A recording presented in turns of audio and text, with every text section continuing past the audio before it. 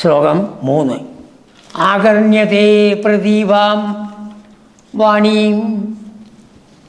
ഹേ ഗുരുവായൂരപ്പ, തേ പ്രദീപാം വാണീം ആകർണ്യ.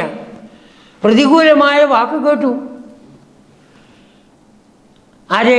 ഏണീദൃശ. ഏണി പേടമാൻ. പേടമാൻ പോലെയുള്ള കണ്ണുള്ളവർ, മനോഹരമായ കണ്ണുള്ളവർ, സുന്ദരികൾ. പരം ദീനാഹ, അത്യന്തം ദുഃഖിതരായവർ. ഭഗവാന്റെ അംഗസംഘത്തിന് വേണ്ടി അത് കൊതിച്ചുകൊണ്ടാണ് അവർ വന്നത്. അത് തരാമെന്ന് ഭഗവാൻ പറഞ്ഞു. എന്നിട്ടിപ്പം ഇങ്ങനെ പറയുകയാണ്. പരം ദീനാഹ, എല്ലാവരും കൂടി ഭഗവാന്റെ ചുറ്റും വന്ന് നിന്നു. മാ കരുണാസിന്ധോ, അങ്ങ് കരുണക്കടലാണ്. ആരങ്ങയെ ആശ്രയിച്ചുവോ അവരെ ഒരിക്കലും വിടാറില്ല. മാ പരിത്യജ, ഞങ്ങളെ ഉപേക്ഷിക്കരുത്, ഞങ്ങളെ സ്വീകരിക്കണം. ഇതി അതിചിരം വിലേബുഹു താഹ. താഹ ഇതി അതിചിരം വിലേബുഹു.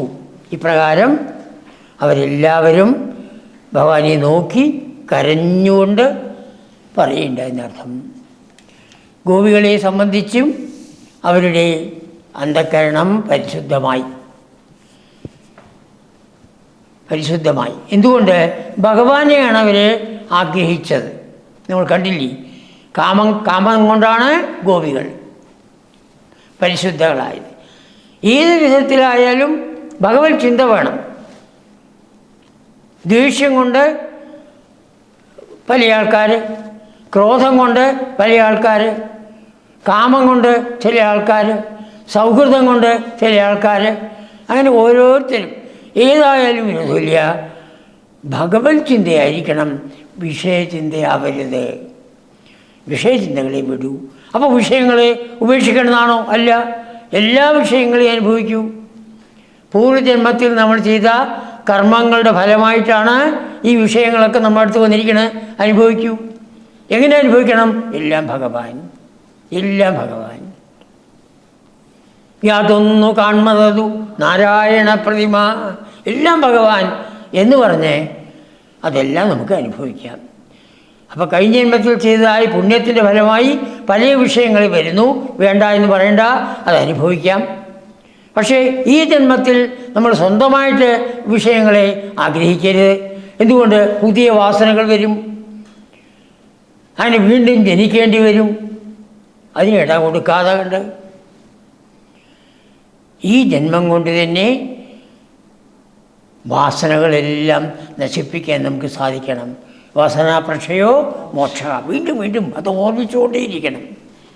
വാസനാപ്രക്ഷയോ മോക്ഷ.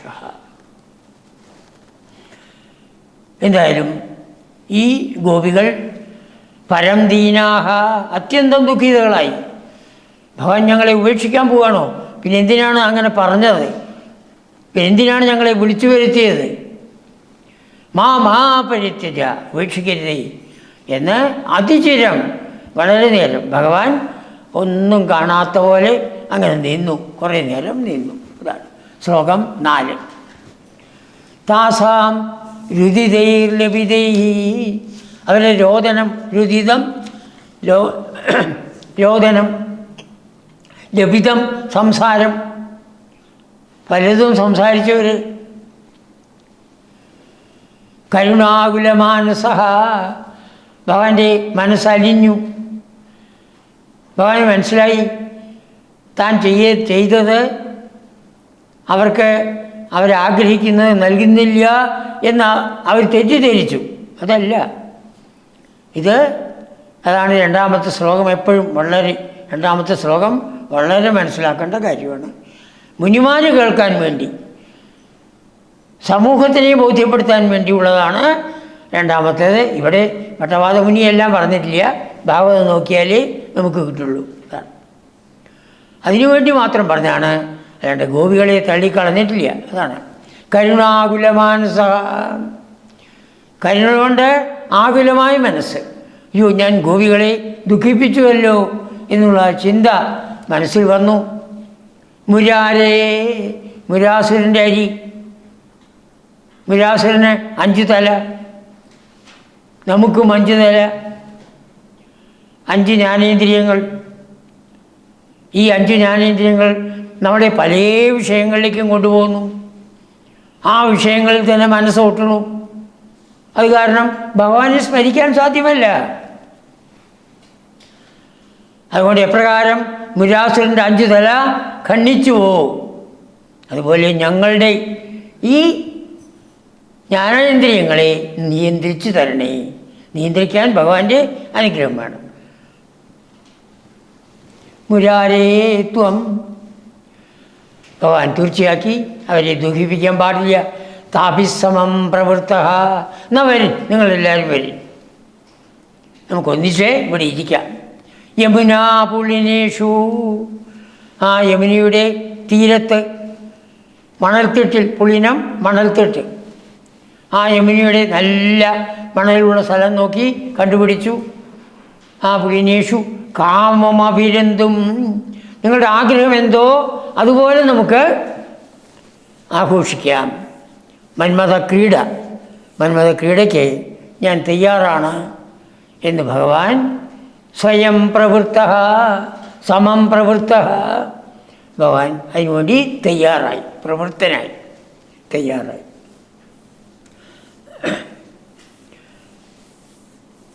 ഭഗവാൻ ഏത് വിധത്തിലാണ് അവരുമായിട്ട് രമിക്കുന്നത്? ആത്മാരാമോപ്യരീരമത്, ഭാഗവതം പറയുന്നുണ്ട്. ആത്മാരാമോപ്യരീരമത്, ആത്മാരാമൻ, ആത്മാരാമനായി രമിച്ചു. അവരുടെ ആത്മാവിലാണ് രമിച്ചത് ഭഗവാൻ, അവരുടെ ആത്മാവിൽ രമിച്ചു.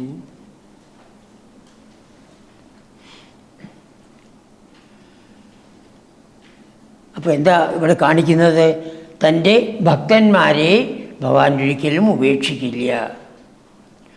ഉപേക്ഷിക്കാൻ പുറപ്പെട്ടു എന്നുള്ളത് അവരുടെ തെറ്റിദ്ധാരണ, അവർക്ക് മനസ്സിലാകാത്തതുകൊണ്ടാണ്.